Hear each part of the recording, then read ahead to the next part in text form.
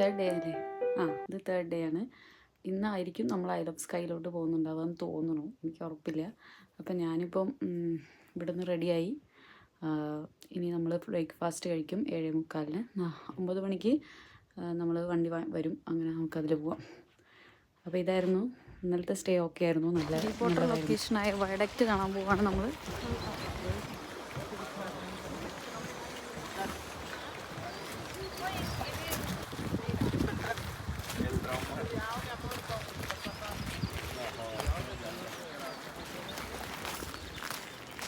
നമ്മളിവിടെ എൻ്റെ ബാക്കിലുള്ളതാണ് viaduct, Harry Potter viaduct.